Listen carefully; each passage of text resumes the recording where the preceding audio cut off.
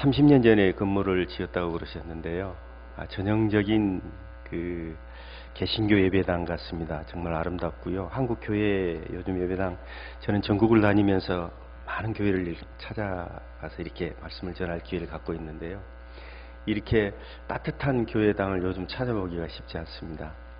30년 전에 지었기 때문에 가능하다고 생각합니다. 요즘은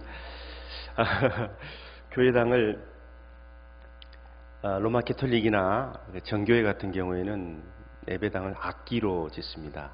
예배당 자체가 악기여야 되거든요. 그런데 요즘 한국 교회는 예배당을 녹음실로 짓습니다. 그래서 자연적인 음향이 전혀 없는 기계만을 사용해서 예배를 드리기 때문에 이 기계음이라고 하는 것은 하나님이 만들어 놓은 소리가 아니에요. 사람의 마음을 따뜻하게 하지 못합니다. 절대로. 그래서 기계음을 듣고 자란 청소년들은 심성이 깨끗하고 맑아지기가 굉장히 어렵습니다. 그래서 사람은 자연의 소리를 들어야 되는데요. 한국 교회는 전부 기계로 소리를 내요. 이것도 굉장히 지금 마이크 시스템이 좋은데요. 물론 서울 근교에 있는 교회이긴 합니다만은 너무너무 멋진 교회입니다. 이런 교회를 찾기가 힘든데 이런 교회에서 예배드리고 또 신앙생활하는 여러분들이 참 부럽습니다. 이럴 때는 암이 크게 해도 아무도 말릴 사람이 없어요. 네. 또 놀라운 것은 모니터가 여기 있어요. 제가 그렇게 많이 다녔지만 강단에 모니터 있는 교회, 물론 대형 교회 다 있습니다만 별로 없어요. 참 이 아름다운 조화를 이룬 건물과 아주 시대에 맞는 이 모니터가 조합이 잘 되는 오늘 본문은요 아주 특별한 본문입니다. 여러분들 아시는 대로 성경은 구원에 관한 책이에요.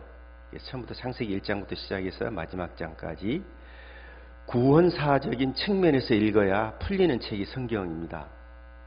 물론 구약의 모든 내용은 대부분이 다 이스라엘의 역사지만은 그 역사 가운데서 하나님이 인도하셨고 사건 하나하나마다 예수님이 오실 것, 그리고 하나님께서 인류를 구원하실 것, 이런 것들을 전부 예표하셨기 때문에 구약을 모르고는 신약을 이해할 수 없죠.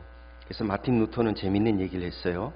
성경은 피해책인데 구약을 이렇게 짜면은, 지금은 짤순이라는 거 없죠. 연세 드신 분들은 짤순이라는 거 아시죠? 옛날에 세탁 기능이 없고 탈수만 하는 기능이 있는 기계가 있었는데 그걸 짤순이라고 그랬어요. 그래서 구약을 거기다 돌려놓고 짜면은 피가 나오는데 짐승피가 나올 것이다. 신약을 돌리고 짜면은 예수님 피가 나올 것이다. 그래서 성경은 피의 책이다. 그렇게 말씀하고 있어요. 성경은 피의 책입니다. 예수님의 피를 얘기하지 않고는 이해할 수가 없는 책이 성경책이죠. 그래서 성경을 구원사에 관한 관점에서 읽어야 됩니다. 그러나 이것만 가지고, 이 구원사라는 관점만 가지고 성경을 읽으면은 다 해결되지 않는, 풀리지 않는 책이 성경이기도 합니다. 저는 또 하나의 관점을 가지고 성경을 읽고 있는데요. 찬양이라는 관점입니다. 구원은 하나님께서 우리에게 일방적으로 주신 겁니다. 구원은 은혜로 받습니다. 아멘이시죠? 캐톨릭 교황이 와가지고 교회 밖에도 구원이 있다 이런 얘기 지금 하고 있어서 한국 교회가 난립니다. 누가 뭐라고 그래도 성경이 얘기한 진리를 믿지 않으면 그것은 기독교의 본질에서 떠난 겁니다. 아멘이시죠? 예. 예수님의 이름에는, 예수님의 보배로운 피 외에 구원받을 길은 없습니다. 제가 17년 동안 선교사로 있었던 러시아는 정교회가 그 주류를 교회에 터줏대감 같이 자리 잡고 있고요. 개신교가 시작한 지가 얼마 안 됐는데 알미니안주의자들이 대부분입니다. 알미니안주의는 여러분들 아시는 대로 예수님의 보혈의 피와 인간의 행위가 합쳐져야만이 구원을 얻는다는 것입니다. 감리교하고 조금 비슷합니다. 그런 신앙생활을 갖고 있는 그 러시아의 교인들은 목사님들이 그런 신앙을 전수해 주셨기 때문에 가지고 있지만은 굉장히 위험한 신앙을 가지고 있습니다. 내가 뭔가를 해야 돼요. 내가 안 하면 아무것도 안 돼요. 그래서 뭔가를 안 하면은 계속 구원에 대해서 불안해합니다. 내가 뭔가 행위적으로 하나님 앞에 뭘 했을 때, 헌금도 내고 했을 때 좀 마음 편안해합니다. 그것도 구원의 본질과는 많이 떨어져 있는 것이죠. 그런데 하나님은 은혜로 우리에게 구원을 은혜로 값없이 주셨는데 그 은혜를 받은 우리는 하나님이 이렇게 주셨다고 그러면 우리는 하나님께 드려야 됩니다. 그래서 예배는 주심과 드림과 나눔이 되어야만이 십자가가 돼서 온전한 예배가 되어지는데요. 이 드림 가운데 핵심이 찬양이에요. 그래서 성경을 읽을 때 구원이라는 관점뿐만 아니라 찬양이라는 관점을 가지고 읽어야 성경이 온전히 풀리게 되어 있습니다. 성경은 주신 은혜에 감사해서 하나님을 찬양하는 기록들로 가득 차 있습니다. 아시는 대로 시편 자체는 다 찬양이고요. 시편 위에의 찬양을 교회막 용어로 칸티클이라고 그러는데요. 성경 안에는 굉장히 많은 칸티클이 있습니다. 마리아의 찬가라든지 스가랴의 찬양이라든지 천사들의 찬양이라든지 그리고 이사야서에 있는 종의 노래 4개, 이사야서에 중요한 노래 4개가 있는데 종의 노래 그럽니다. 예수님에 관한 노래가 이사야서에 4부분이 나눠져 있는데 이렇듯 성경에는 찬양으로 가득 차 있습니다. 근데 그 중에서 가장 핵심적인 성경 구절이 오늘 저와 여러분들이 봉독한 이사야서 43장 21절입니다. 저는 성경에 딱 성경 구절 2구절을 뽑는다고 그러면 하나는 잘 아신 대로 요한복음 3장 16절입니다. 이건 구원에 관련된 찬양이죠. 그 다음에 찬양에 관련된 성경 구절은 이 말씀입니다. 이사야서 43장 21절. 저는 늘 이걸 암송합니다. 이 백성은 내가 나를 위하여 지었나니 개역 성경에는 나의 찬송을 부르게 하려 함이니라 이렇게 되어 있습니다. 킹 제임스 버전도 그렇고요. 정말 좋은 번역이죠. NIV도 그렇고요. 제가 러시아 성경도 가지고 있고 독일 성경도 가지고 있고 다 가지고 있는데 나의 찬송을 부르게 함이니라 라고 하는 번역이 더 좋다고 저는 생각을 합니다. 이 백성은 누굴까요? 저와 여러분들입니다. 물론 이사야가 이사야서를 쓸 때는 이스라엘 백성을 지칭했습니다. 그러나 영적인 의미에서 이 백성은 저와 여러분들입니다. 예수 그리스도를 구주로 고백한 사람들.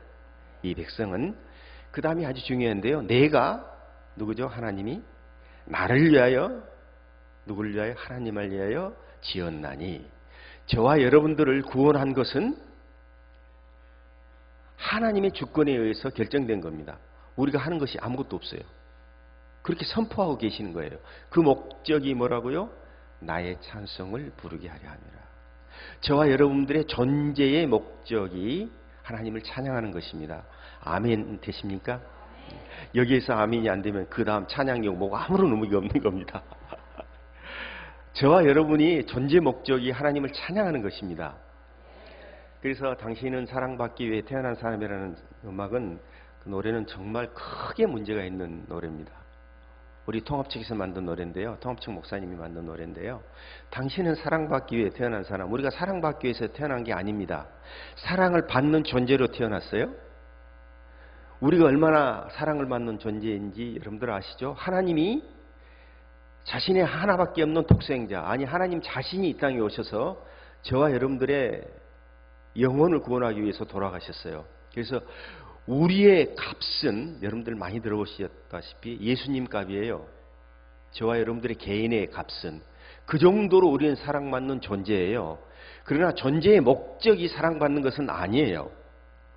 오늘 성경 본문이 분명히 말씀하고 계세요. 뭐라고요? 하나님의 영광을 찬양하기 위해서 우리가 존재하는 것입니다. 예수를 믿는다는 게 뭐죠? 하나님 나라 가는 겁니다. 천국 가는 겁니다. 하나님의 자녀가 되는 겁니다. 그러나 본질적으로 따져가 볼까요? 예수를 믿는다는 것은 저는 선교사 아닙니까? 지금도 제 이름 뒤에 선교사가 붙어 있습니다. 왜냐하면 러시아를 왔다 갔다 하면서 지금도 사역을 하고 있거든요. 선교사인 저에게 선교가 뭡니까? 라고 질문하신다면 저는 그렇게 대답합니다. 선교는 찬양 회복 운동입니다. 그렇게 얘기합니다. 우리가 예수 믿는다는 게 뭐죠? 원래는 찬양하는 존재로 만들어졌는데 아담과 하와가 범죄함으로 찬양을 상실했습니다. 사탄이 찬양을 뺏어갔습니다. 오후에 세미나 할 때 사탄의 존재를 제가 말씀드리겠습니다. 그는 찬양하는 천사장이었습니다. 잘 아시는 대로 루시퍼였단 말이죠. 루시엘이었단 말이죠. 원래 천사가 찬양을 뺏어갔습니다. 아니, 사탄이 찬양을 뺏어갔습니다. 그래서 죄를 가진 인간은 찬양할 수 있는 자격을 상실했습니다. 창세기에는 찬양이 단 한 번도 나오지 않습니다. 찬양이라는 단어만 딱 6번 나옵니다. 그리고 출애굽기 15장에서 최초로 모세의 노래, 구원의 노래라고 하는 찬양이 나옵니다. 60만 명의 남자와 여인들이 토프 소고를 치며 부르는 회중 찬양. 이게 출애굽기 15장이 처음으로 나옵니다. 창세기에는 찬양이 없어요. 단어만 있지. 왜 그럴까요? 죄를 지은 인간은 죄인은 찬양할 수 없습니다. 하나님이 그 찬양을 받지 않기 때문입니다.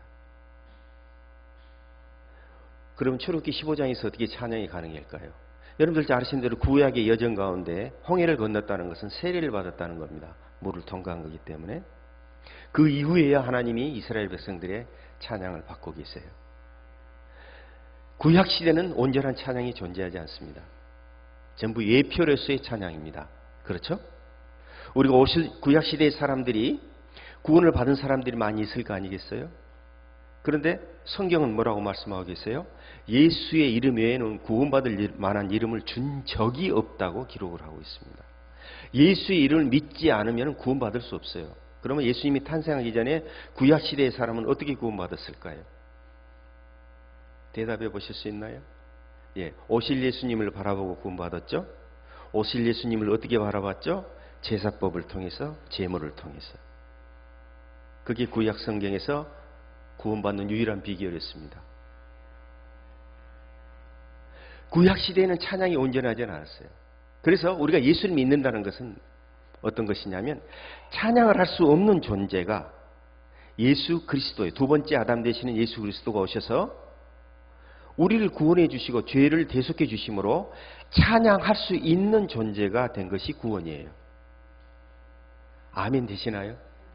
우리가 예수 믿는다는 것은 찬양할 수 없는 사람이었는데 예수님이 피를 흘려주셔서 찬양을 회복시켜 주신 겁니다. 그게 바로 구원받은 사람들이에요. 그러니까 구원받은 사람들은 반드시 하나님을 찬양해야 돼요. 생활 속에서 늘 찬양해야 돼요. 음악적인 찬양만 찬양이 아니거든요. 잠에서 깨어서 일어나가지고 하나님 감사합니다. 오늘 또 생명을 연장시켜 주셨습니다. 주님 영광 받으세요. 하나님이 가장 기뻐하는 찬양이에요. 주기도면의 시작과 마지막은 찬양으로 시작해서 찬양으로 끝나요. 모든 성경의 원리가 구원과 찬양으로 이루어져 있어요. 그런데 놀라운 것은 하나님이 이 짧은 성경 구절 안에 자신의 주권을 무려 3번이나 주장하고 계세요. 내가 하나님 나를 위하여 나의 찬송을. 놀랍지 않습니까? 하나님이 찬양이라는 말을 얘기할 때는요 굉장히 강력한 어조로 말씀하고 계세요. 그리고 여기서 쓰고 있는 히브리 단어는 좀 독특해요. 다른 데서 쓰는 찬양의 단어하고 좀 달라요. 음악적 행위가 전제한 찬양을 얘기하고 있어요. 바락이라든지 야다라든지 이런 단어를 쓰질 않았어요. 찬양은 그래서 아주 특별한 하나님이 우리에게 주신 은혜입니다. 제가 30분 이전에 설교를 끝나야 돼요. 그래야 계속 찬양을 하니까. 오늘 음악 예배지 설교 듣는 날이 아니잖아요. 그래서 8분 남았어요. 근데 저에게 이렇게 짧은 시간을 주시면 곤란해요. 좀 저하고 여러분들하고 평생만 한 번 만날 가능성이 거의 확실한데 이 찬양의 메시지를 이렇게 짧게 전하면 안 되는데 아무튼 7분 안에 끝내겠습니다. 그럼 찬양이 뭐냐? 찬양의 주인이 하나님이라고 말씀하고 계세요. 당연한 얘기 아니에요? 그런데 한국 교회 상황에서 찬양의 주인이 하나님일까요? 잘 생각해 보세요. 저는 17년 만에 한국에 돌아와서 제일 놀란 게 뭐냐면요. 찬양이 소비자 중심의 예술이 됐다는 거예요. 찬양의 주인이 하나님이 아니라 다 사람이에요. 앞에 나와서 찬양을 인도하시는 분들이 다 주인이 되어 있고요. 용서하십시오. 찬양팀들. 드럼이라는 악기가 주인이 되어 있고요. 키보드가 주인이 되어 있어요. 사람의 목소리 다 어디 가버렸어요. 주일날 오후에 저는 전국을 다니면서 집회하잖아요. 찬양팀들이 와서 찬양을 하는데요. 자기들만 부르는 찬양을 해요. 그리고 비트가 강한 찬양, 회중 찬양이 뭔지 아세요? 모든 회중이 함께 공유할 수 있는 찬양이 회중 찬양이에요. 어른들만 부르는 찬양이어도 안 되고 아이들만 부르는 찬양이도 안 되고 모든 성도가 하나의 멜로디로 한 가사로 하나님 앞에 찬양의 제물을 드릴 수 있어야 회중 찬양이에요. 이것이 루터가 만든 거예요. 로마 캐톨릭에는 회중 찬양이 없었어요. 그때까지. 루터에 의해서 하나님이 찬양을 교회에 돌려준 겁니다. 그런데 요즘 한국 교회는요, 권사님들은 마네킹 찬양을 해요. 표정이 없어요. 표정이.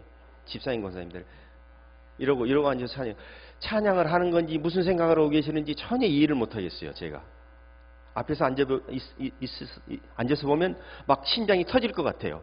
찬양은요, 내 주를 가까이 하게 함은, 이런 가사를 노래하는데 얼굴에 표정이 없다? 이건 기적 같은 일이에요.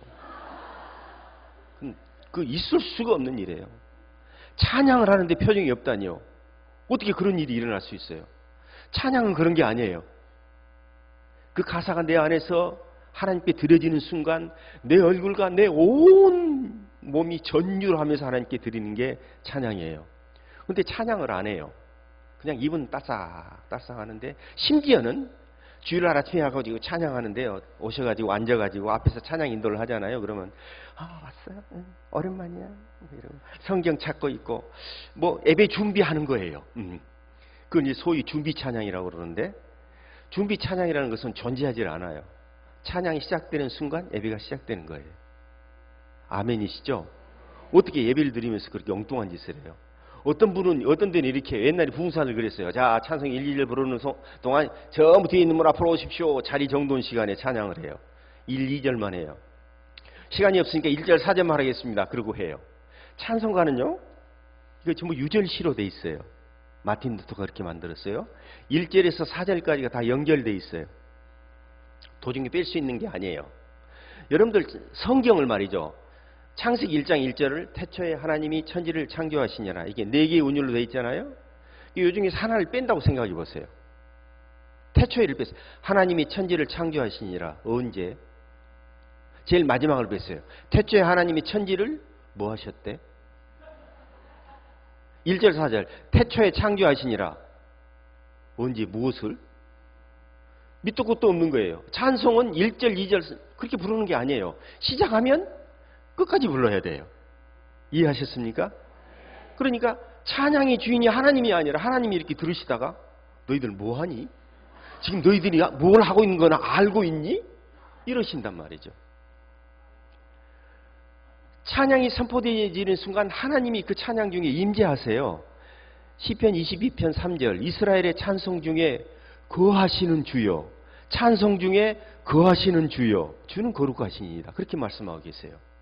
찬양이 선포되면 하나님이 임재하고 계시는데 하나님이 이해하실 수 없는 찬양을 하고 있단 말이죠. 그리고 하나님이 주인이 되지 않는 찬양을 하고 있단 말이죠.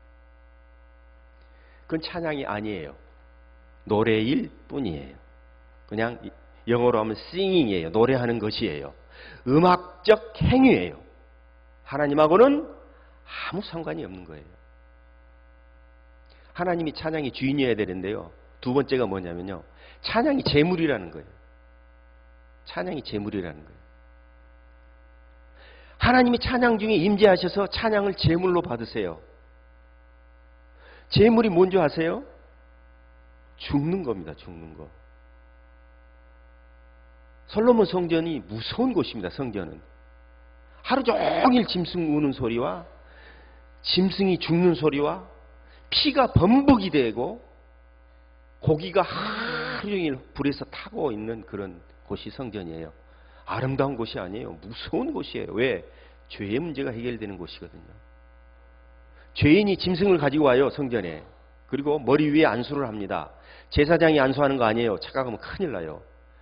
죄인의 죄가 짐승에게 전가가 돼야 되기 때문에 죄인이 안수를 합니다. 머리에 두 손을 얹고. 그리고 제사장이 짐승을 잡질 않아요. 속죄제는 죄인이 직접 잡아요. 뭘 의미하는 거죠? 칼로 목을 확 찌르면 피가 나올 거 아니겠어요? 그게 누구의 피예요? 그때는 짐승의 피지만 예수님의 피를 예표하고 있어요. 나 때문에 예수님이 돌아가신 것을 예표하는 게 짐승 제사입니다. 찬양이 제물이라는 걸 뭘 의미하는 거죠? 내가 죽었다는 걸 의미해요. 내가 살아있으면 찬양이 아니에요. 내가 주인이 되면 찬양이 아니란 말이에요. 하나님이 찬양을 제물로 받으십니다. 이건 정말 중요한 거예요. 절대로 찬양을 함부로 불러서는 안 돼요. 예수로 나의 구주 삼고 성령과 피로써 거듭나니 이 세상에서 내 영혼이 하늘의 영광 누리도다. 이걸 주관적 찬송이라고 그러는데 환희 제인 크로스비 여사의 찬양이에요. 그런 경험이 있으세요? 예수로 나의 구주 삼고 성령과 피로써 거듭났어요. 내가 이 세상에 있지만 이미 천국의 영광을 이 땅에서 누리고 있어요. 그리고 그것을 이것이 나의 간증이요라고 고백하고 있어요. 예수를 구주로 고백한 적도 없고 이 땅에서 하늘의 영광을 누린 적도 없는 사람이 그 찬송을 하면 하나님이 미쳤니? 너 거짓말하고 있어. 너 뭐하는 짓이야? 이래서요. 찬양을 함부로 드리는 게 아니에요. 왜? 그 주인이 하나님이시기 때문에. 또 한 가지 잊어서는 안 될 게 있어요. 하나님이 받으셔야 찬양이에요. 제물을 이스라엘 백성들이 드렸어요. 하루 종일 짐승을 태워서 제물을 드려요. 하나님이 제발 제사 지내지 마라. 월삭도 지키지 마라. 너희들이 제사를 내가 받지 않겠다. 찬양대 찬양을 그쳐라. 너희들이 찬양을 내가 받지 않겠다. 라고 선지자를 통해서 말씀하고 계세요. 무슨 얘기죠? 하나님이 받지 않으시면 그건 제물이 될 수가 없어요. 우리가 드리는 찬양을 하나님이 받지 않으시면 그건 찬양이 아니에요. 음악적 행위에 불과해요. 여기 와서 신영옥 씨나 조수미 씨가 하나님을 찬양해요. 그 안에 예수가 없으면 그건 찬양이 아니라 음악이에요. 저와 여러분들의 마음속에 감동을 줄 수 있어요. 음악은 에너지가 있거든요. 사람의 마음을 움직이는 엄청난 힘이 있어요. 좀 이따 연주하겠습니다만은 감동은 받을 수 있어요. 그러나 영적인 변화는 절대로 일어날 수가 없어요. 찬양은 마지막으로 동참이에요. 감상이 아닙니다. 찬양대가 찬양을 하는데 저 뒤에 음악을 전공한 분이 앉아가지고 오늘 소프라노가 왜 이렇게 빽빽한 소리를 내냐. 음정도 안 좋다. 테너 파트는 완전히 반은 풀어내는구만. 저걸 테너라고 하고 있나. 이러고 감상을 음악적 감상을 하고 있는 순간 그 사람은 찬양하고 거리가 이만큼 멀어져요. 찬양은 감상하는 게 아니에요. 최선을 다해서 준비해야죠. 찬양대가. 그러나 찬양을 함께 동참하는 성도님들은 음악을 듣지 말고 가사를 들어야 돼요. 가사와 음악을 통해서 하나님께 드려지는 향내나는 제물을 드리고 그 가사에 집중하셔서 가사가 내 마음속에 들어오면 어떤 일이 일어날까요? 말씀드린 대로 찬양은 수평적인 기능이 아니에요. 사람이 찬양대가 성도님들에게 은혜를 끼칠 수 있는 게 아니에요. 그건 불가능한 얘기예요. 어떻게 죄인들이 모여서 가운 입었다고 찬양이 선포되면 사람들의 마음이 변하고 영적으로 변화가 일어날 것 같아요? 어린 반푼업치도 없는 얘기예요. 있을 수가 없는 얘기예요. 찬양이 드려지면 그 찬양이 주인이 하나님이시기 때문에 받으세요. 그리고 그 찬양이 온전한 찬양이면은 성령의 감동으로 하나님이 받으시고 수평적인 게 아니라 수직적인 개념이에요. 성령의 감동으로 찬양에 동참하고 계시는 성도들의 심령 속에 성령의 감동이 일어나요. 그렇게 되어졌을 때 가사 문장 하나가 어떤 경우에는 단어 하나가 그 찬양에 동참하는 심령의 심장을 뚫고 들어가면 인생이 확 뒤집어지는 겁니다. 병자가 일어나고요. 예수 믿는 사람이 예수 믿고요. 정신적인 치료가 일어나고 모든 일들이 사탄이 쫓겨가는 일들이 그래서 일어나는 거예요. 성령의 역사로. 앞에 서서 뭘 할 수 있다고 생각하는 그런 교만한 마음 절대로 가져서는 안 돼요. 찬양사에 가시는 분들. 찬양대도 마찬가지예요. 저는 평생 20살 때부터 지금까지 44년 동안 찬양대 지휘자로 섬기고 있어요. 44년 동안. 그런데요, 단 한 번도 그런 생각 가진 적이 없어요. 언제나 저 앞에 설 때 두렵고 떨림으로 써요. 하나님, 오늘 찬양 받아주십시오. 저는 손으로 찬양하고 찬양되는 입술로 찬양하고. 하나님이 받으시면은 반드시 변화와 능력의 역사가 나타나요. 찬양은 영적인 행위이기 때문에 만약에 찬양이 매번 선포되는데도 성도님들이 심령에 아무런 변화가 없었다. 교회가 전혀 뭔가 움직임이 없다. 찬양일까요? 음악일까요? 찬양일 수가 없어요. 찬양이 선포되는 순간 성도님들의 심령 속에 변화가 일어나고 성도님들의 심령이 변화되면 교회가 변화되는 겁니다. 이게 찬양의 원리예요.